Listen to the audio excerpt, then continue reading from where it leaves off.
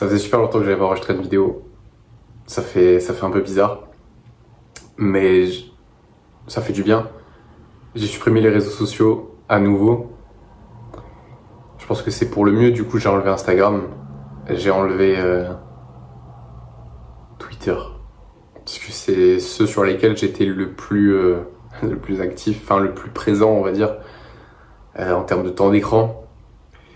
Donc c'est genre plusieurs heures de temps d'écran chaque jour qui s'envolent en fumée et je sens déjà les effets positifs.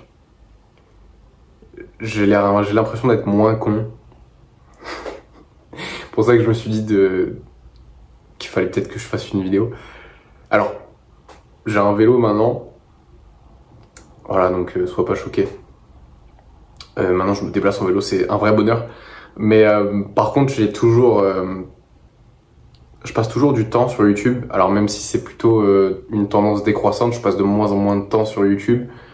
Je remarque, du coup, comme j'ai supprimé Instagram, tu vois, j'ai moins envie de me distraire ou de penser à autre chose. Donc je passe un peu moins de temps sur YouTube. Et je le sens au niveau de ma santé mentale que ça fait un peu du bien, mais c'est pas encore ça.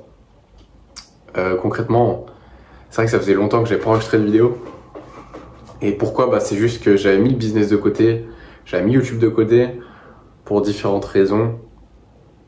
Déjà, la première chose, c'est que je savais pas si je voulais continuer. Tu sais, des fois, en vrai, ça a été un tout droit pendant quasiment un an. Ça a été facile pour moi de prendre des décisions et là, je sais pas, j'ai beaucoup douté, beaucoup de remise en question et il y a aussi une situation personnelle qui a facilité la chose, on va dire. Sans rentrer dans les détails, j'ai eu quelques... en début d'année déjà, j'ai eu quelques soucis de santé. Et je sais pas si on peut apparenter ça à un burn-out, mais il y avait ça en plus et déjà ça rendait pas la chose facile en début d'année, mais là déjà que je me posais pas mal de questions sur le business et sur YouTube, est-ce que je continue, plus une situation perso qui n'était pas hyper stable, on va dire,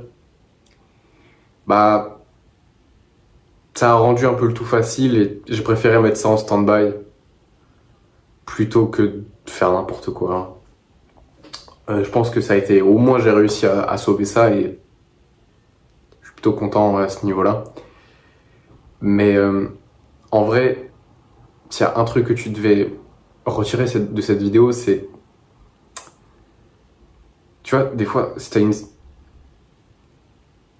une décision qui est pas facile à prendre, et quand je dis pas facile, c'est pas forcément une grande décision dans ta vie, tu vois, mais qui reste une décision pas facile,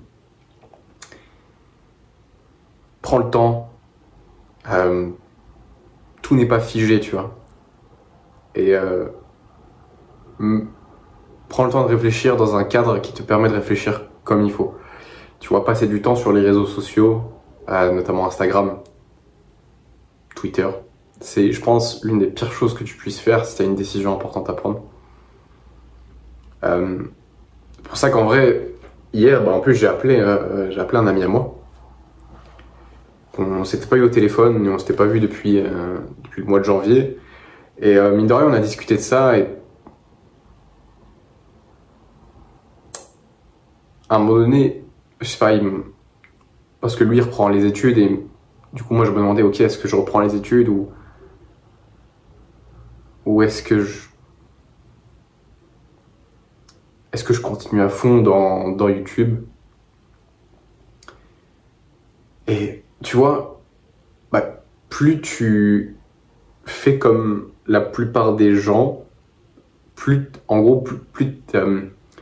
tu as un quotidien qui ressemble à celui du peuple, plus tu vas agir comme lui. Et c'est pas nécessairement quelque chose de négatif, mais ça m'a donné envie presque de reprendre les études, alors que j'ai toujours détesté ça et je sais que même si je retourne en études, Je vais détester avoir un prof qui exerce une autorité sur moi et qui est pas forcément légitime. Je sais qu'il y a plein de choses que je vais pas kiffer. Mais juste parce que, je sais pas, je commence à m'imprégner de la mentalité générale, bah, je finis par avoir envie de faire les choses qu'ils ont envie de faire. Sauf que bah, j'ai quelques ambitions pour ma vie et je suis pas sûr que ce soit la meilleure idée de faire des études. Enfin, c'est pas quelque chose qui va être irréversible. Rien, parce que même si finalement je me rends compte que, je sais pas, dans 5 ans c'était mieux que je fasse des études, bah, je peux toujours me réinsérer. Je peux toujours faire un cursus scolaire. C'est jamais la fin. Et alors oui, ce sera sûrement plus difficile, mais ça sera certainement pas la fin. Et vice versa, si je fais des études maintenant, bah, ok, ça va sûrement retarder mon avancée dans mes objectifs perso comme YouTube ou le business, ou même ma situation, mais c'est pas irréversible. Et tu vois, je pense que je serais pas venu à cette conclusion si j'avais gardé les réseaux. En vrai, j'aurais continué à procrastiner sur cette décision. Et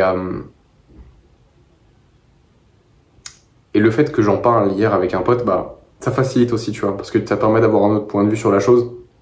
Et on partage beaucoup.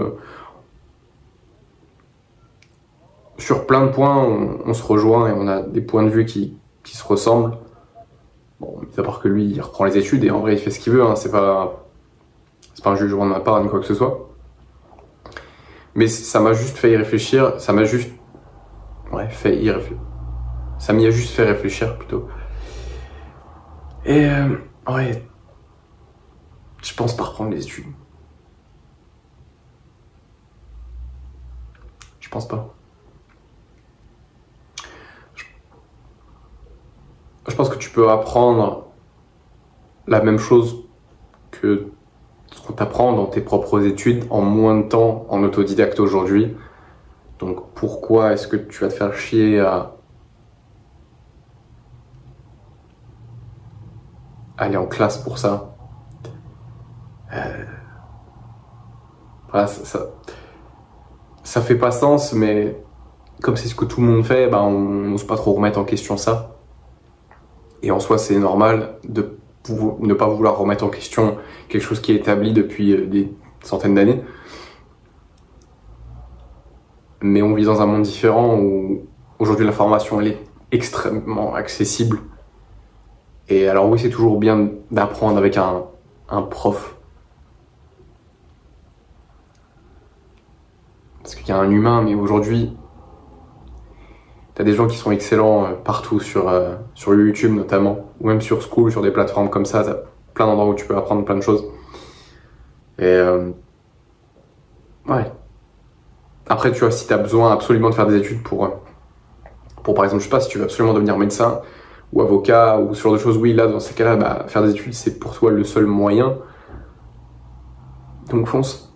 Mais si c'est pas le cas, si tu sais pas trop, juste garde en tête que rien n'est irréversible à ce moment de ta vie, parce que t'as probablement, je sais pas, entre 18 et 30 ans si tu regardes ça.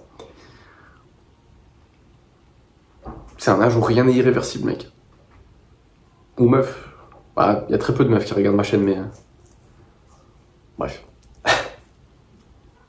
Rien n'est irréversible. Mais supprime-moi ces réseaux, mec. Ça, c'est vraiment... Ça nous rend débiles, mais d'une force. Mais en fait... je pense qu'on se rend pas compte. Et surtout, le contenu format court. Même les tweets, tu vois, mec. Enfin...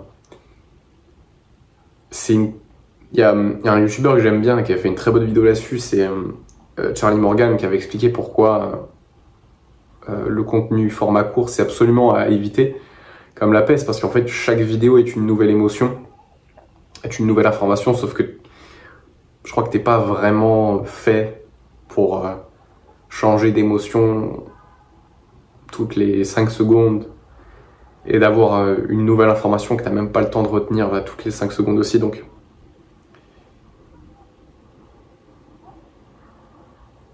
moi je pense que ça te rend fou.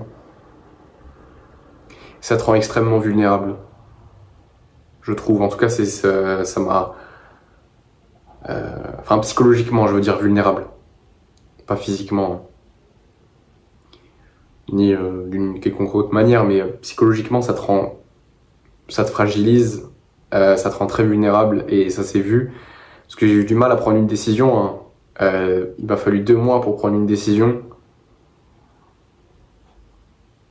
1 mois et demi, quoi. Mais quand même, enfin, mec, c'est lent. C'est lent, et c'est lent parce que au moment où j'ai commencé à avoir le doute, j'ai arrêté de m'investir et j'ai commencé à me distraire, et c'est là où en fait j'ai juste procrastiné.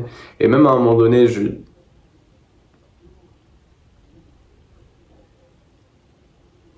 songé à arrêter.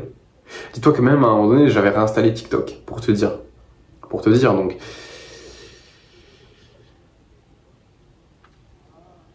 C'est que, ouais. En plus, c'est que c'est un engrenage. C'est-à-dire que plus tu regardes du contenu, des shorts, des réels, des TikTok, bah, plus t'as envie de te conforter dans ces choses-là. Parce que déjà ça devient une habitude, mais c'est tellement facile de tomber. C'est tellement facile, et je crois que c'est dans un verset de la Bible, ça en parle justement de ça. Je n'ai pas le verset exact ni ce qu'il dit exactement, mais grosso modo, le concept c'est exactement ça. C'est si tu t'exposes à la tentation, ne t'étonne pas de tomber dans le piège. Concrètement, qu'est-ce que ça veut dire? Alors c'est pas ça le verset, mais je veux dire ça, je pense que tu comprends. On en revient à ce principe de l'environnement dont j'ai parlé pendant tellement de temps et qui me fascine toujours. C'est que ton environnement est sujet à te tenter en fonction de ce qu'il y a dans ton environnement.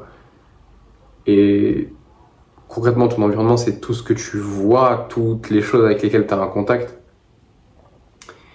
Et si tu as constamment une application dont le seul objectif c'est de te faire passer un maximum de temps dessus, bah, si tu la vois, tu vas être beaucoup plus facilement tenté d'y aller, et donc d'être pris dans le piège, et tu finis par oublier qu'il y a une vie à côté en fait. C'est-à-dire que tu passes tellement de temps dessus et t'oublies que tu as une vie réelle en fait. Tu oublies que tu es un humain presque. Tu oublies que tu as des objectifs, tu oublies tout en fait. C'est un anesthésiant presque. Et le truc c'est que comme tu fais pas vraiment avancer ta vie pendant que tu regardes ces choses-là, et si tu vois, si pendant 2 mois concrètement j'ai pas fait grand-chose, ben, tu vois ta vie pas avancer, même tu vois ta vie se dégrader, et t'as encore moins envie de confronter ta vie, donc tu vas encore plus te réconforter dans une distraction, dans quelque chose qui te fait oublier, qui t'anesthésie. C'est un peu comme de la morphine en fait. Concrètement, c'est un peu comme de l'opium.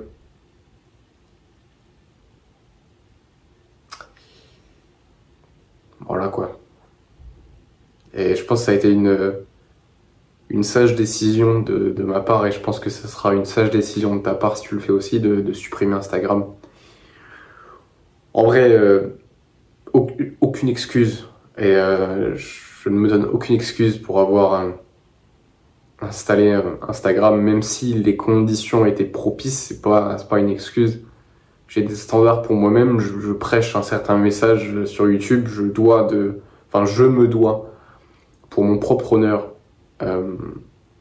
de tenir ma parole et de pratiquer ce que je prêche. Parce que, bon, déjà, j'ai pas envie de me sentir comme un imposteur, mais surtout que c'est pas honnête, quoi. C'est pas honnête. Et justement, c'est ça qui est marrant, c'est qu'une des choses qui m'a porté aussi à supprimer les réseaux sociaux, c'est que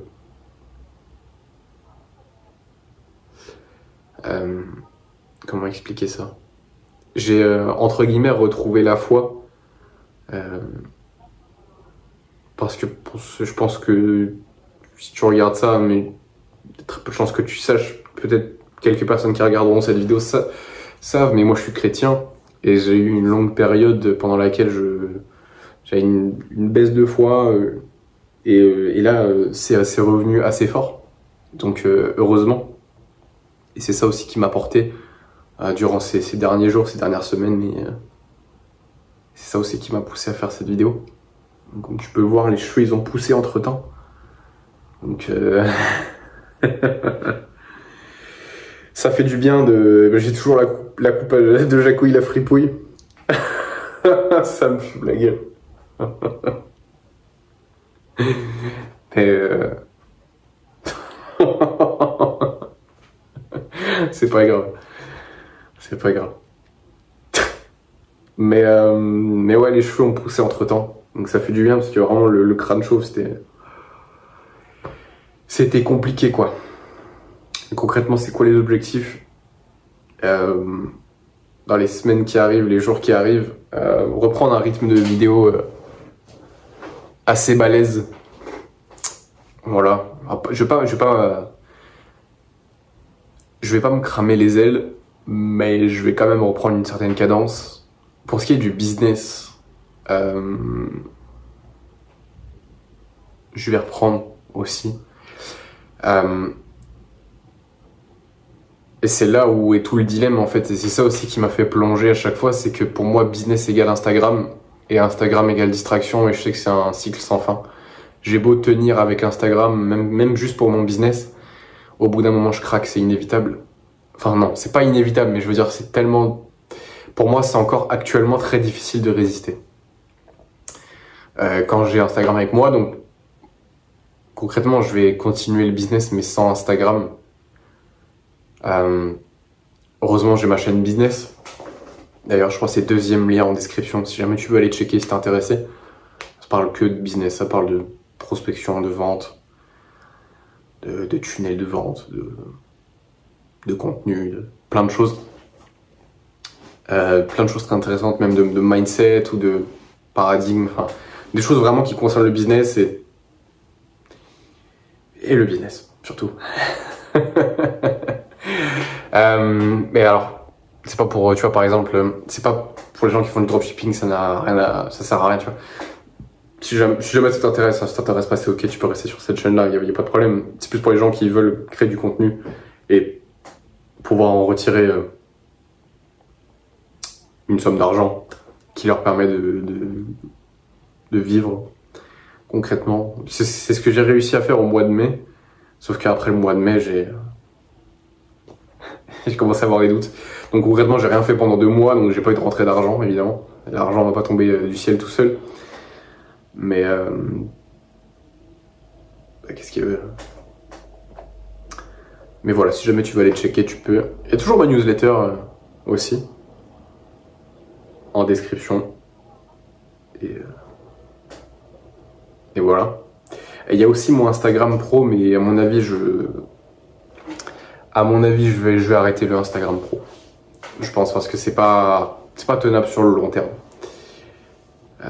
Et en vrai, j'avais déjà essayé même de poster, supprimer, réinstaller, faire ma prospection, supprimer.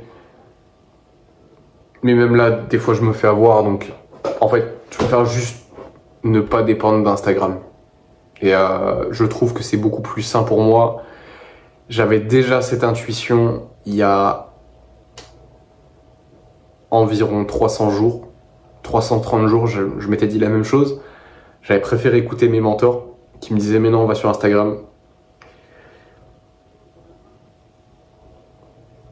Et j'ai vraiment mis des efforts pour que ça fonctionne. Alors le business a très bien fonctionné sur Instagram, mais l'effet négatif que ça a sur ma vie, ça vaut pas l'argent que je gagne.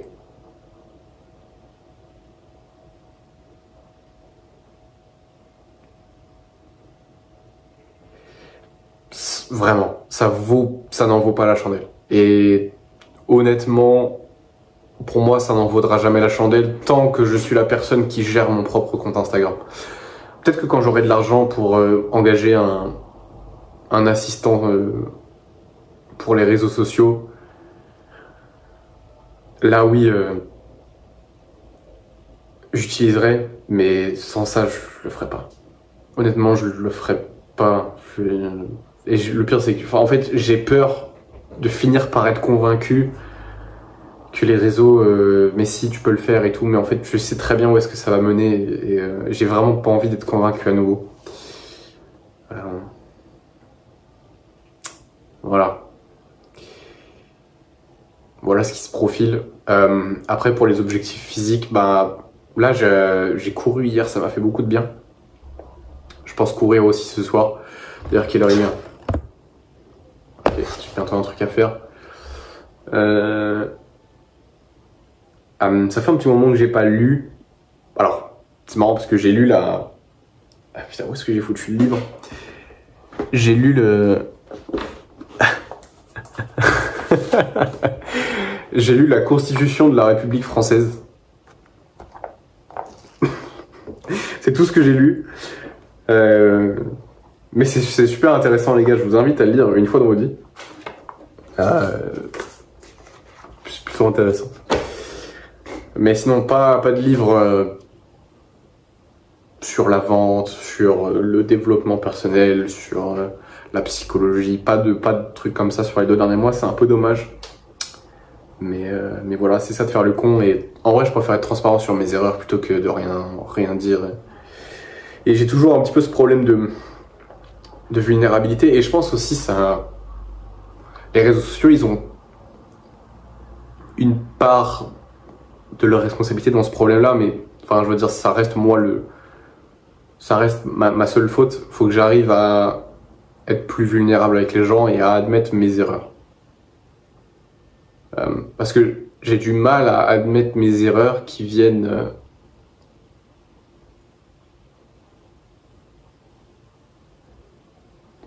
comment dire?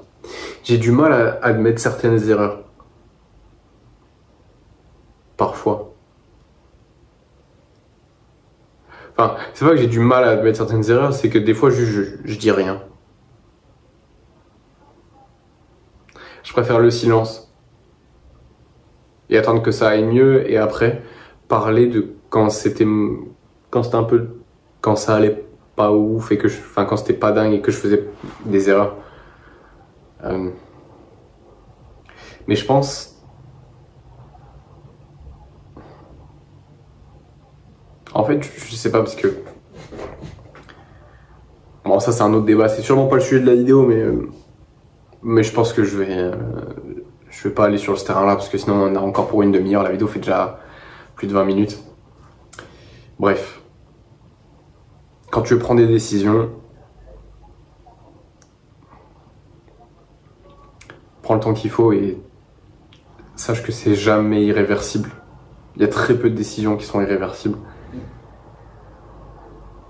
Et enlève-moi ces putains de réseaux, mec. Enlève-moi ça. Enlève-moi ça. Vraiment. Vraiment. Je ferai sûrement un check-up, une petite mise à jour de ce que ça change d'enlever les réseaux pendant un certain temps. Je pense d'ici 3 semaines, 1 mois. Et voilà, mec. Passe une bonne soirée, une bonne journée. Et on se dit à plus.